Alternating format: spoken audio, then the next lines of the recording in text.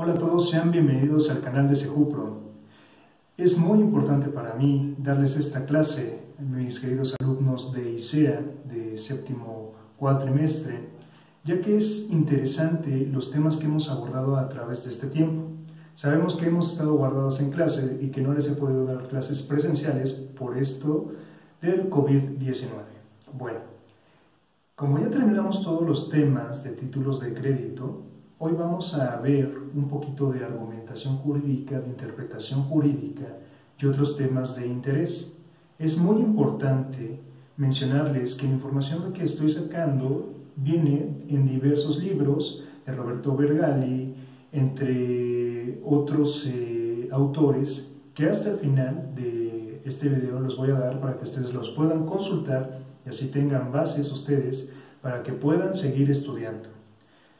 Bueno, vamos a empezar un poquito a hablar de la interpretación jurídica. Bien, la interpretación jurídica conviene restringir su campo de su aplicación. También acontece lo propio con las llamadas teorías de la argumentación, pues argumentar es asimismo una actividad que se puede verificar en cualquier ámbito, en cualquier sea necesario emitir un razonamiento para demostrar o probar una preposición, o bien para convencer a otros de aquello que se afirma o se niega.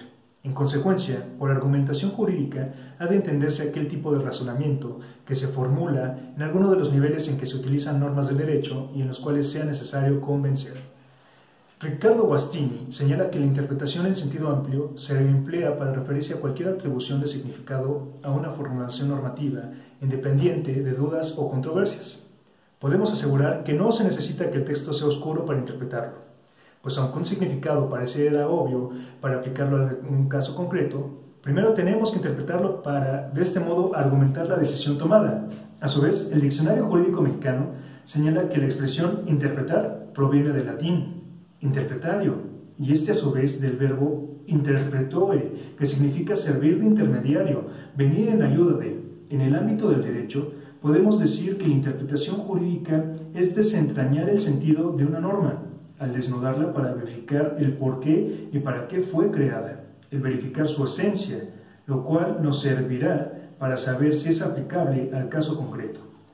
Gerardo de esa Dávila, aludiendo al libro Interpretación del Derecho y Análisis de la obra de Ricardo Guastini, de María Concepción Grimero Precisa, cita un párrafo con el que estamos de acuerdo en el sentido de que no podemos separar la interpretación de la argumentación por ser una en el presupuesto de la otra, y así se señala que a pesar de poder diferenciarse claramente la actividad argumentativa de la interpretativa, en la teoría Guastini existe una íntima relación entre ellas en cuanto tal, y como veremos posteriormente, toda interpretación debe llevar aparejada siempre y en cualquier caso una argumentación.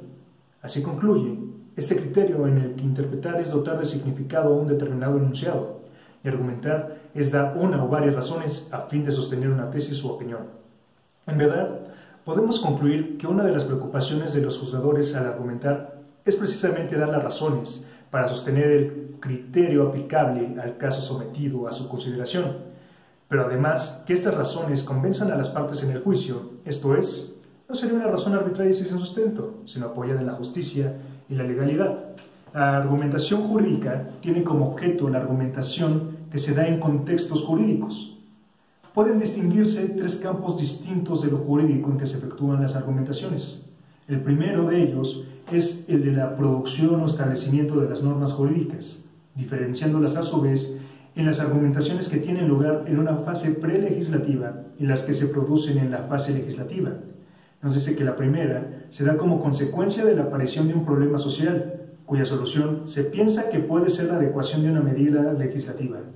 Podemos asegurar que en este caso la argumentación la encontramos en los trabajos legislativos, en los debates y desde luego en la exposición de motivos que dan nacimiento a esa ley.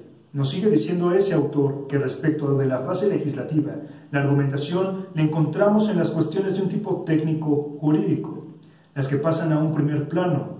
Un segundo campo en que se efectúan argumentos jurídicos, nos dice este mismo autor, es el de la aplicación de normas jurídicas al caso concreto, distinguiendo entre la argumentación en relación con problemas concernientes a los hechos o al bien del derecho, asegurándonos que la argumentación jurídica dominante se centra en las cuestiones de los casos difíciles relativos a la interpretación del derecho y que se plantean en los órganos superiores de la Administración de Justicia.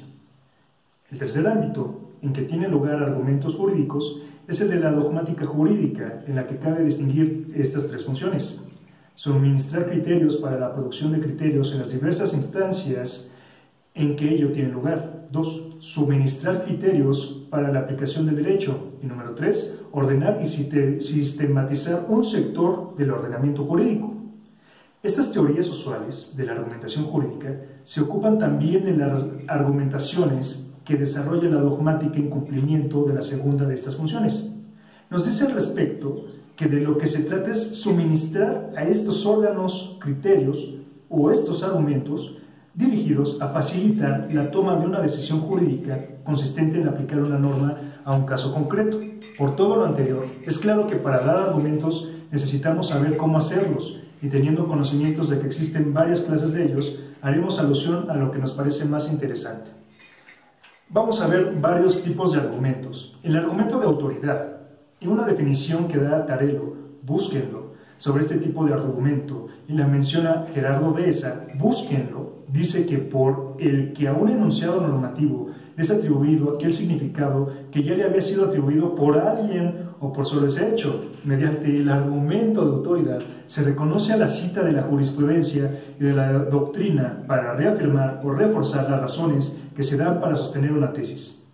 Atendiendo a la definición de un argumento de autoridad, se puede afirmar que es un tipo de argumento utilizado con gran frecuencia por los tribunales de menor jerarquía, cuando ya algún tribunal superior ha fijado un precedente respecto a un caso igual o parecido al que está sujeto al análisis. Por ello, sería validado cuestionarlo.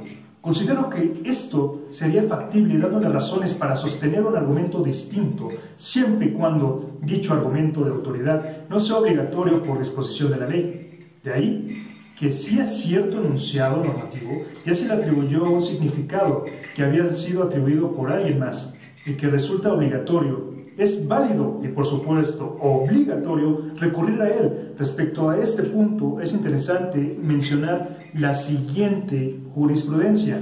En términos de lo dispuestos en los artículos 192, 193 de la Ley de Amparo y 177 de la Ley Orgánico del Poder Judicial de la Federación, como el artículo 16 constitucional obliga a toda la autoridad a fundar y motivar sus resoluciones, debe estimarse que la sola transcripción de las tesis jurisprudenciales no es suficiente para cumplir con la exigencia constitucional, sino que es necesario que demuestren, cuando menos, su aplicabilidad al caso concreto, independiente de que, de ser necesario, el juzgador complemente la aplicación de los criterios jurisprudenciales en que se apoye. Con este razonamiento adicional, para que ellos tengan que asegurar el cumplimiento de la referida garantía constitucional. Quien escuchan es mi perrito. Respecto al argumento de autoridad basado en la doctrina, se puede mencionar que esto estriba en el reconocimiento, no solo a nivel nacional, sino a un nivel internacional, que tendría el autor respecto a estos puntos específicos a aplicar. Vamos a ver también el argumento analógico. En principio, para poder entender qué es el argumento analógico, es menester definir la palabra analogía. Analogía del griego significa proporción, conformidad de dos razones, proporción matemática, y significa relación de semejanza entre cosas distintas. Con esta expresión, analogía jurídica, los juristas especializados entienden una semejanza entre hechos o situaciones que se encuentran en la base de la interpretación analógica. La expresión analogía jurídica o sus equivalentes indican la operación realizada por el intérprete para aplicar a un caso no previsto por el ordenamiento jurídico las disposiciones jurídicas, legislativas o consuetudinarias destinadas a regir casos similares. De esta forma, tenemos que la analogía jurídica aparece dentro del complemento del proceso de la aplicación del derecho. Se manifiesta particularmente en la sentencia jurisdiccional cuando se trata de aplicar una norma general a un caso concreto no previsto. La aplicación analógica es un medio a través del cual el intérprete puede superar la eventual insuficiencia o deficiencia del orden jurídico. El razonamiento analógico es uno de los medios hermenéuticos de que se dispone el intérprete para colmar las lagunas del derecho. Es él, por decirlo así, el procedimiento que provee a la falta de la ley mediante la unidad orgánica del derecho. Esta analogía jurídica es, pues, simplemente un procedimiento similar. Es una atribución de los mismos predicados a diversos objetos. La aplicación del argumento analógico parte del problema de las lagunas de la ley.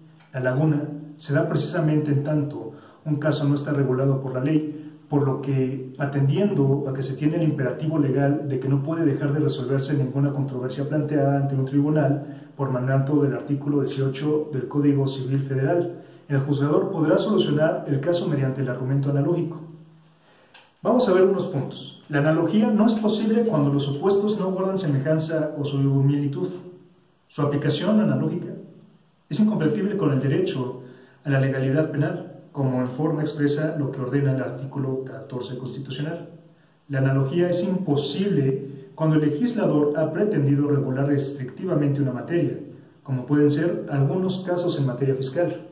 La analogía no es utilizable para restringir derechos. No se puede suplir por vía analógica la falta del desarrollo legal. Es limitante. Ha sido establecida por el Tribunal Constitucional Español, imagínense, de 1983-84. Es un supuesto no posible aplicar extensivamente una regla que no pertenezca a su analogía. Vamos a ver también el argumento sistemático.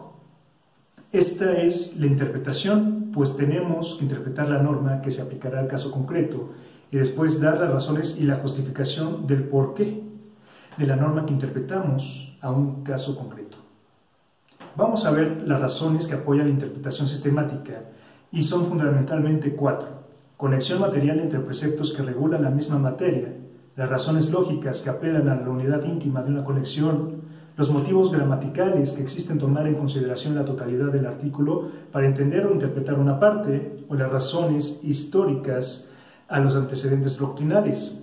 Tenemos también el argumento de equidad o equitativo. Ya sabemos qué es equidad, qué es equitativo a este tiempo en que ustedes ya van en séptimo cuatrimestre. En el derecho mexicano, el artículo 14 constitucional da lugar a la aplicación del criterio de equidad en los juicios civiles, al permitir que las sentencias de los tribunales se funden en la ley o en la interpretación jurídica de la ley, la cual puede estar basada en criterios de equidad. A falta de la ley aplicable, permite que estas sentencias se funden en principios generales del derecho, abriéndose otra posibilidad para la aplicación del criterio de equidad. No cabe duda de que el argumento de equidad es el que se desarrolla con la intención de dar a la resolución el enfoque de que se actúa con justicia. La equidad no pretende de modo alguno corregir la ley, sino es el modo como el juez, en todo caso, debe interpretar la ley para arribar a una conclusión más justa y así resolver el problema que tenga planteado esta jurisdicción. Vamos a ver el argumento a contrario. Este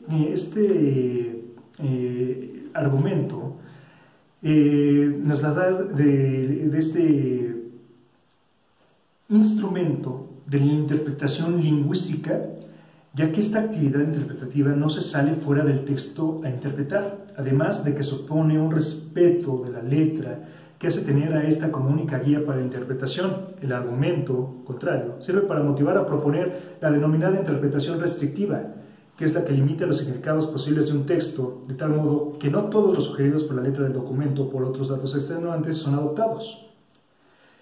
Vamos a ver también el argumento psicológico.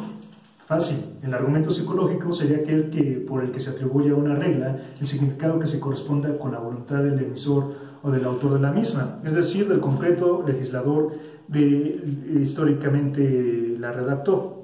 No cabe duda que esta, nos señalan varios autores, es extremadamente difícil determinar cuando se está en presencia de una argumentación teológica o de alguna argumentación psicológica, pues cómo desvincular la voluntad del legislador de la finalidad para la creación de la norma, sobre todo cuando hay quienes niegan la existencia de una voluntad del legislador contra los que afirman su existencia. Para ello considero importante referir estas opiniones. En los trabajos preparatorios no interviene una sola persona que pudiera expresar en los mismos su voluntad, sino que actualmente las leyes pasan por un largo camino antes de su aprobación, en la que intervienen muchas personas distintas. Todas ellas colaboran en el resultado final. Se dice que el legislador, si tuviera una voluntad definida y cierta, la enunciaría claramente.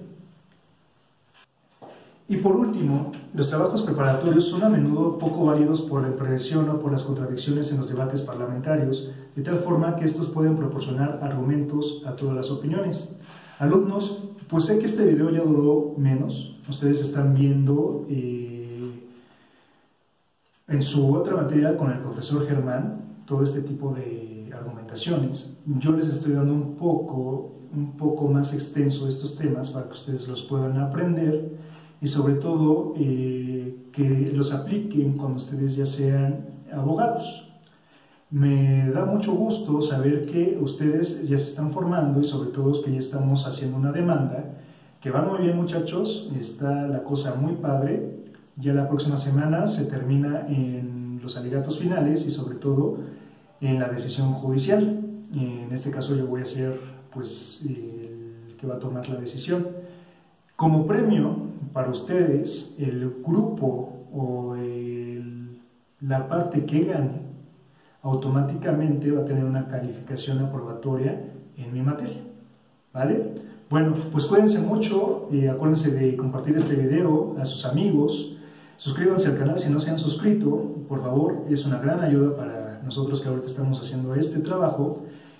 Acuérdense de estudiar, cualquier cosa, estamos por mi WhatsApp, cuídense mucho, acuérdense de no salir y por favor, utilicen gel antibacterial. Nos estamos viendo.